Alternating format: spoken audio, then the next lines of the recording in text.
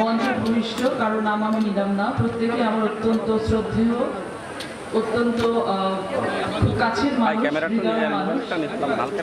আমার বাচ্চু চাচা আছেন, রাগিব ভাই আছেন, ফরিদা আন্টি আছেন, সহ আরও যারা মঞ্চে উপস্থিত রয়েছেন, এবং আমার সামনে আমাদের বিএনপি, যুবদল, ছাত্রদল, স্বেচ্ছাসেবক দল, মহিলা দল সহ সকল সহযোগী সংগঠনের যারা নেতৃবৃন্দ আছেন, সকলকে আসসালামু আলাইকুম।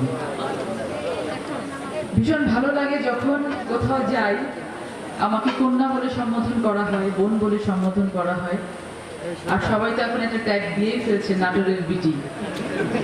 তো এই নামগুলো আসলে খুব, মানে এটার ফিলিংটা বলে বোঝানো যায় না, যে কতটা ভালো লাগার একটা ফিলিং। আর যখন আবার সেই কন্যা হিসেবে দাবি করা হয়, সেখানে হৃদয়টা অনেক বড় হয়ে যায়, মনে হয় যে না, আল্লাহ তাআলা, এটা কপাল লাগে, কপাল ছাড়া এটা হয় না আসলে। এই জন্য আমি আন্তরিকভাবে কৃতজ্ঞতা জানাচ্ছি। সবার আগে অবশ্যই ভেড়া মারাতে আমার জীবনে কখনো আসা হয়নি, কিন্তু এবার আমি দ্বিতীয়বার আসলাম কুষ্টিয়াতে। একবার এসেছিলাম নির্বাচনের আগে, 31 দফার একটি কর্মশালার ইনস্ট্রাক্টর হিসেবে এসেছিলাম শিল্পকলাতে, আর আজকে এসেছি। তো বাচ্চু মোল্লা চাচা, ফরিদা আন্টি, সকলকে আমি আন্তরিক কৃতজ্ঞতা জানাতে চাই, এবং আজকে যারা আয়োজন করেছেন সকলকে কৃতজ্ঞতা জানাতে চাই যে আমাকে সুযোগটুকু করে দেওয়ার জন্য, যে আপনাদের মাঝে আমি আপনাদের সন্তান হিসেবে আসতে পেরেছি। শুরুতেই আগে দাবি দেওয়ার বিষয়ে কথা বলে নিই, তারপরে কিছু সাংগঠনিক রাজনৈতিক কথা বলবো। দাবি দেওয়ার বিষয়ে এখানে একটি প্রতিবন্ধী স্কুল আছে আমি শুনেছি, কিন্তু হয়তো ফ্যাসিলিটি সেরকম করে নিই। এই প্রতিবন্ধী স্কুল নিয়ে আমাদের বিশেষ কিছু কর্মসূচি আছে। আপনারা জানেন যে বর্তমান সরকারের মাননীয় প্রধানমন্ত্রী, তিনি প্রতিবন্ধীদেরকে দেশের বোঝানা সম্পদ হিসেবে গড়ে তোলার জন্য বিভিন্ন পদক্ষেপ গ্রহণ করেছেন। আমি চাই যে এখানে যে স্কুলটি আছে, এই স্কুলটিতে সেই সকল সুযোগ সুবিধা থাকুক, এবং যদি স্কুল আরও বাড়ানোর প্রয়োজন হয় সেই বিষয়ে আপনারা আমাদেরকে সম্মিলিতভাবে জানাবেন। আমি অবশ্যই আমার মন্ত্রক থেকে আপনাদের এখানে নতুন করে স্কুল করার বিষয়ে যা যা করতে হয় সেটা করবেন। কারণ প্রতিবন্ধী যারা আছেন তারা আমাদেরই সন্তান, আমাদেরই ভাই, আমাদেরই বোন, তাদেরকে কোনোভাবে আমরা বঞ্চিত করতে পারি না, বরং আমরা চাই তারা তাদের যোগ্য অধিকারটুকু যেন, ন্যায্য অধিকারটুকু তারা পান, এবং নিজেদের যোগ্যতা মতো তারা যেন নিজেদের কর্মসংস্থানের সুযোগ করে নিতে পারেন।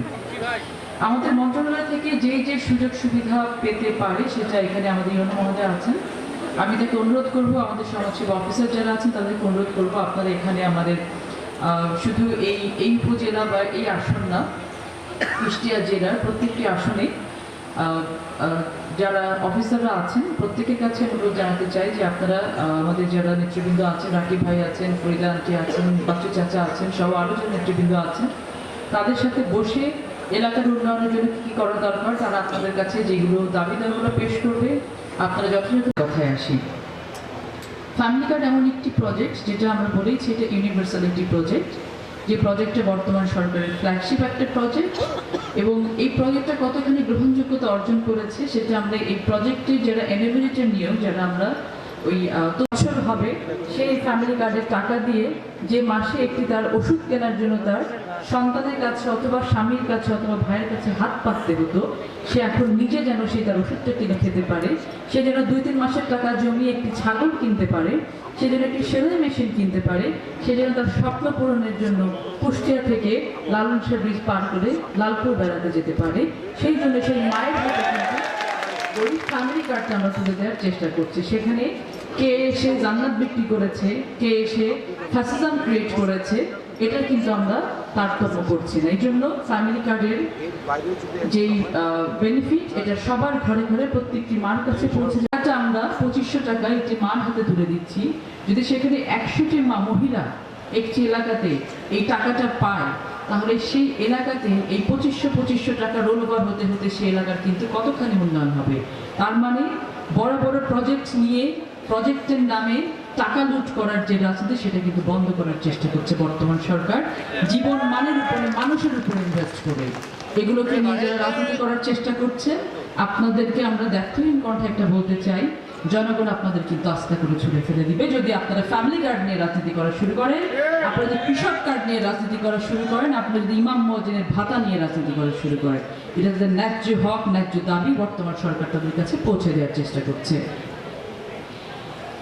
আজকে এখানে সবার ভেতরে একটি হতাশা উঠে এসেছে, বিএনপি করি, এটা আমাদের বড় কষ্ট দেয়। মা আমাদেরকে একবার সুযোগ আপনারা দেন, আমরা যেন বলতে পারি আমরা বিএনপি করি। আমি তখন তাদেরকে বলেছি আমার কোনো অধিকার নেই যে একজন বিএনপির কর্মীকে তার দল থেকে বিচ্যুত করার, একজন বিএনপির কর্মীকে বলা যে আপনি দল করতে পারবেন না। তারা আমার কাছে স্বীকার করেছে যে আমরা ব্ল্যাকমেইলের শিকার হয়েছি। তারা আমার কাছে স্বীকার করেছে আমাদেরকে মানসিকভাবে ব্ল্যাকমেইল করা হয়েছে, আমাদেরকে অনেক ধরনের আশ্বাস দেওয়া হয়েছে। আমরা তখন ভুল করেছি, আমরা এখন দল করতে চাই। আমি তাদের উদাত্ত আহ্বান জানিয়েছি, আসুন আপনারা দল করুন, দলের প্রতি ডেডিকেটেড হন, দল আপনাদেরকে খুঁজে নেবেন ইনশাআল্লাহ। আজকে আমি আপনাদেরকে কিন্তু আহ্বান জানাচ্ছি, ভেদাভেদ যতটুকুই থাকুক না কেন, যে কারণে আজকে দেখুন আপনারা বলছেন যে আমাদের একজন সংসদ সদস্য নেই, অথচ এটা যদি একটু আগে মনে হতো তাহলে কিন্তু বিভেদটা কমিয়ে আমরা যাকে দল মনোনয়ন দিয়েছে তাকে নির্বাচিত করার জন্য আপ্রাণ চেষ্টা করতাম।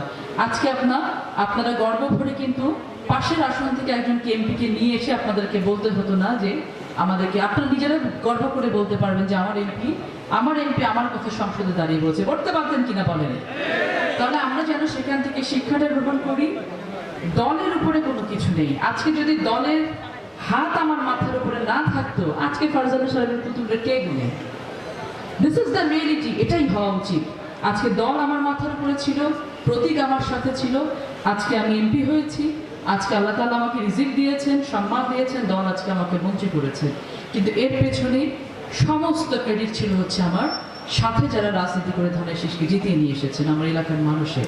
আমি জানি আপনারা চেষ্টা করেছেন, ইনশাআল্লাহ ভবিষ্যতে আপনারা সেখানে সফল হবেন আশা করছি। তবে এই মুহূর্তে আপনারা আপনাদের এলাকার উন্নয়নের জন্য আপনারা যদি মনে করে থাকেন যে আমি কোনো না কোনো ইম্প্যাক্ট ফেলতে পারি, নির্দ্বিধায় আমার কাছে আসবেন।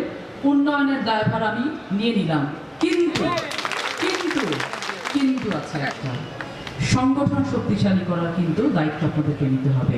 এবং যেটা বাচ্চু চাচা বলে গেলেন, ফরিদা আন্টি বলে গেলেন, রাগিব ভাই বলে গেলেন যে সামনে আমাদের স্থানীয় সরকার নির্বাচন রয়েছে, আমাদেরকে এখানে কিন্তু একতাবদ্ধ হয়ে জয়ী হতে হবে। জাতীয় নির্বাচনে যেভাবে দলের বিরুদ্ধে দাঁড়ানোর জন্য বহিষ্কার করা হয়েছে বা ব্যবস্থা নেওয়া হয়েছে, স্থানীয় সরকার নির্বাচনে সেই ব্যবস্থা আরো কঠিনতর হতে যাচ্ছে। কারণ আজকে আমাদের নারীরা, আমাদের বোনরা, আমাদের মায়েরা কিন্তু ভীষণ বিপদগ্রস্ত অবস্থায় আছেন। দেশের সর্বোচ্চ জনগণের ভোটে নির্বাচিত একটি সরকার আজকে পার্লামেন্টে গেছে এবং সরকার গঠন করেছে। এই সরকারকে সম্মান আপনারা না করলে কিন্তু আল্লাহ তাআলা এটা মেনে নেবে না। এই জন্য ইসলামকে বিক্রি করা বন্ধ করেন, জুলাইকে বিক্রি করা বন্ধ করেন, ইসলামের চেতনাকে ধারণ করেন, জুলাইয়ের চেতনাকে ধারণ করেন, হৃদয়ে আল্লাহকে ধারণ করেন। এবং যেই চেতনার বলে আজকে আমরা এই জুলাই অভ্যুত্থানের কারণে একটি বাংলাদেশ অর্জন করতে পেরেছি। এই বাংলাদেশকে সবার জন্য বাংলাদেশ করার জন্য আপনারা সহযোগিতা করেন। সকলে ভালো থাকবেন।